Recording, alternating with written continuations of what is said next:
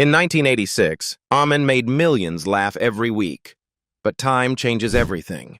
Fame faded, careers shifted, friendships drifted, and for some, life took heartbreaking turns. From sudden deaths to quiet comebacks and unexpected second acts, the cast's journeys are nothing like you remember. So after 40 years, what really happened to the cast of Amen? And where are they now in 2026? Anna Maria Horsford as Thelma Fry. By the time Amen debuted in 1986, she was 38, bringing both warmth and quiet resilience to her portrayal of Deacon Ernest Fry's intelligent, fiercely independent daughter. By the late 1980s, Horsford had become a familiar face in American households, and her performance on Amen marked a defining chapter in a career that had already included stage and television work. Yet when the series ended in 1991, the transition was anything but simple. Like many sitcom actors of that era, she faced the industry's narrow casting lanes, often offered roles similar to the composed, sensible woman audiences already associated with her. Through the 1990s and 2000s, she steadily rebuilt momentum, appearing in hit sitcoms and films, proving her range extended far beyond Thelma's church pew. The twist was subtle but powerful. While her character lived largely within her father's orbit, Horsford refused to remain in anyone's shadow professionally. Behind the scenes, she endured the instability that often shadows long careers in Hollywood, shifting trends, limited opportunities for women of color, and the constant pressure to remain relevant. But she persisted, eventually earning renewed recognition, including a Primetime Emmy nomination later in her career for guest acting work. By 2026, Anna Maria Horsford stands as a working actress with decades of resilience behind her, a striking contrast to the dutiful daughter she once played. Roz Ryan as Amelia Hettebrink. At 35, when Amen premiered in 1986, she stepped into the role of the sharp, stylish, and quick-witted church secretary who rarely missed a beat, or a chance to challenge Deacon Fry. By then, Ryan had already built credibility on Broadway, and as a singer, and during Amen's peak years, her presence helped define the show's chemistry. She later expanded that momentum with television roles and became widely recognized by a new generation as Sister Amelia on the WB's Sister Sister. But when Amen ended in 1991, the industry didn't immediately hand her leading roles. Like many sitcom actresses, she navigated the narrow lanes of character casting, often playing variations of the outspoken, humorous woman audiences expected. Instead of disappearing, she adapted. Through the 1990s and 2000s, she leaned into voice acting, stage performances, and recurring television work. Unlike some co-stars, her story isn't marked by scandal or collapse, but by longevity. In an industry that often sidelines women over time, she kept working steadily for decades. By 2026, Roz Ryan remains a respected veteran performer, her legacy rooted not in controversy, but in endurance. Proof that sometimes the quietest survival is the most powerful twist of all. Barbara Montgomery as Cassietta Hettebrink. At 47, when Amen premiered in 1986, she took on the role of Cassietta Hettebrink, one half of the sharp, ever-observant Hettebrink sisters who added spark and rhythm to the church's inner circle. On screen, Cassietta was expressive, witty, and impossible to ignore. A supporting character who knew exactly how to command a moment. Then came the shift. She exited Amen before its final season, and while audiences may have seen a disappearance, her career was quietly transforming. Instead of chasing more on-screen exposure, Montgomery moved behind the camera, building a respected career as a director in television and independent film. The twist is powerful. The woman known for being seen chose to shape stories from behind the lens. Barbara Montgomery died on June 4, 2003, at age 64, from cancer. Elsa Raven as Inga. When she arrived on Amen in the late 80s at 57, She infused Inga with the unmistakable authority of a veteran character actress, making the sharp, no-nonsense role linger long after her brief screen appearances. She began acting in the 1970s and became widely recognized for scene-stealing roles in major films such as Back to the Future, 1985, where she played the determined clock tower fundraiser, and later in Titanic, 1997. At her peak, she built a reputation as one of Hollywood's most reliable supporting performers, rarely the lead but never forgotten.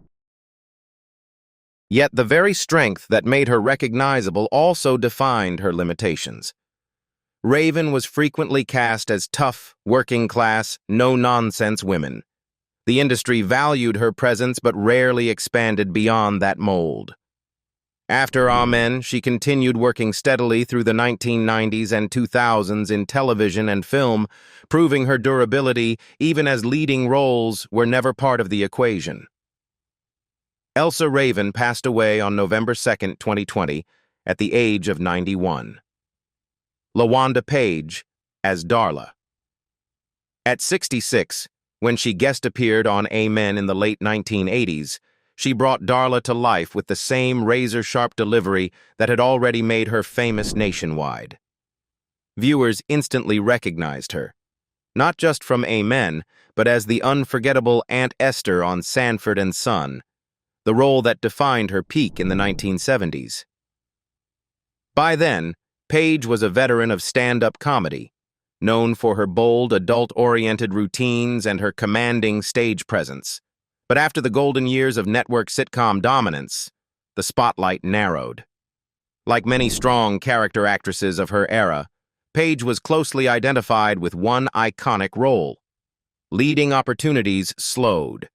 She continued working in television and film through the 1980s and 1990s, including appearances in movies such as Friday, proving her staying power even as trends shifted. The twist lies in contrast. Audiences remembered the explosive Aunt Esther energy, yet her later career required steady resilience rather than headline fame. LaWanda Page died on September 14, 2002, at age 81, from complications related to diabetes. Jester Hairston as Raleigh Forbes. At 85, he joined Amen when it premiered in 1986, stepping into the role of Raleigh Forbes, the soft-spoken church elder whose quiet wisdom eased tensions within the congregation. Born in 1901, he began his career in the 1930s, often working in Hollywood at a time when black performers were confined to limited, uncredited, or stereotyped roles. During his peak decades, Hairston was not only an actor, but a respected composer and arranger, contributing spirituals that became widely recorded, including Mary's Boy Child. While younger cast members of Amen were building their legacies, he already had one. The twist is striking. The oldest member of the cast carried the longest, most resilient journey. He had survived segregation-era entertainment, shifting industry politics, and generations of change, and was still working in primetime television in his 80s. After Amen ended in 1991, he stepped back gradually, his career already spanning more than 60 years. Jester Hairston passed away on January 18, 2000, at the age of 98.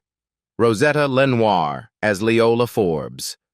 When Amen debuted in 1986, she was 75 and brought Leola Forbes to life as the church's steady matriarch, a woman whose warmth, grace, and quiet moral authority could calm an entire room without ever needing to raise her voice.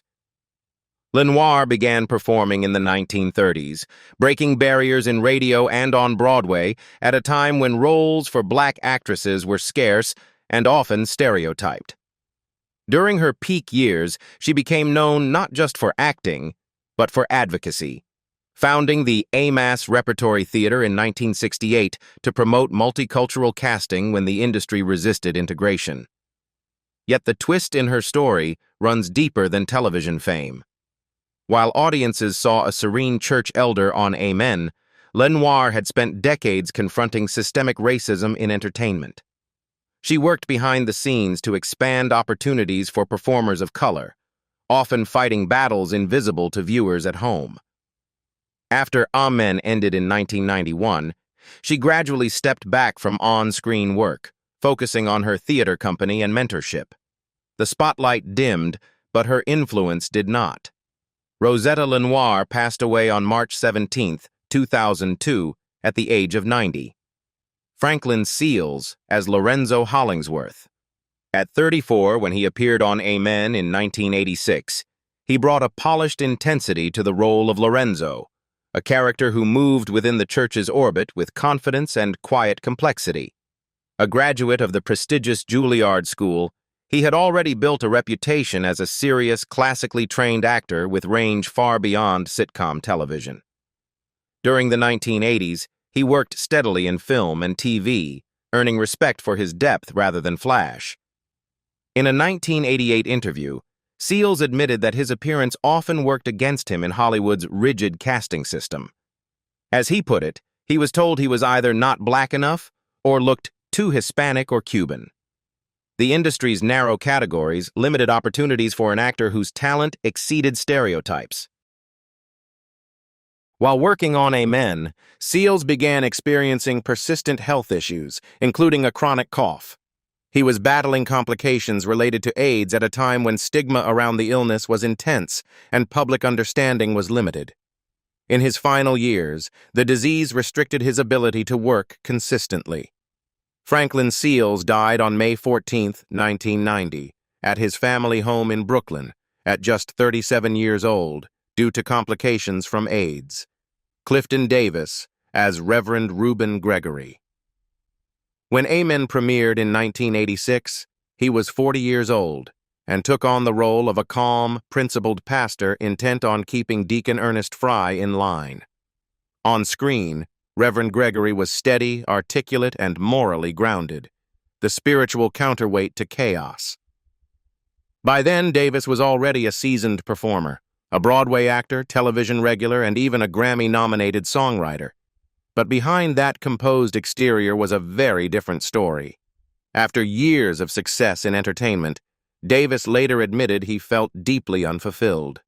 In interviews, including a candid conversation on the Eric Metaxas Show YouTube channel, he revealed that fame left him spiritually empty, leading to a period of drug use before a profound religious awakening reshaped his life. The twist was striking.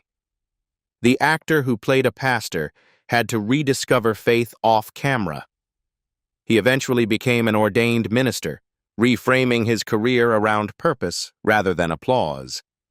In a chapter he wrote for Chicken Soup for the Teenage Soul, Davis described painful experiences with racism during his childhood, moments that tested his confidence long before Hollywood did. By 2026, Clifton Davis stands not only as a veteran actor, but as a minister and public speaker, his real-life redemption arc echoing. Sherman Hemsley as Deacon Ernest Fry. At 48, when Amen premiered in 1986, he took on the role of sharp-tongued church deacon Ernest Fry, with the seasoned confidence of a sitcom star already beloved as George Jefferson on The Jeffersons. At his peak, he was one of the most recognizable faces in American television, a defining presence of 1970s and 80s black sitcom culture. But when Amen ended in 1991, the applause gradually softened. Like many actors tied to an iconic character, Hemsley faced the quiet reality of typecasting. Audiences still saw George Jefferson first, Deacon Fry second. Major leading roles became scarce, and he transitioned into guest appearances, commercials, and stage work. Off-camera, he lived a notably private life, never marrying and rarely addressing rumors about his personal identity. The final chapter carried an unexpected twist. Hemsley died on July 24, 2012, at age 74 from lung cancer. Yet even in death, controversy followed. His funeral was delayed nearly 4 months due to a bitter legal dispute over his estate. A man claiming to be his brother contested the will, while Hemsley had left his assets to his longtime manager and partner, Flora Enchinton. In 2025, Former The Jeffersons co-star Damon Evans publicly stated that Hemsley was gay, describing it as an open secret within their circle, a revelation that added another layer to a life he largely kept guarded. Nearly 4 decades after Amen first aired, the laughter still echoes, but the lives behind it tell far deeper stories. Now we want to hear from you. Which cast member shocked you the most? Who do you miss the most? Drop your answer in the comments. And if you stayed until the end, hit like and subscribe, because the next Then and Now story might be even more unbelievable.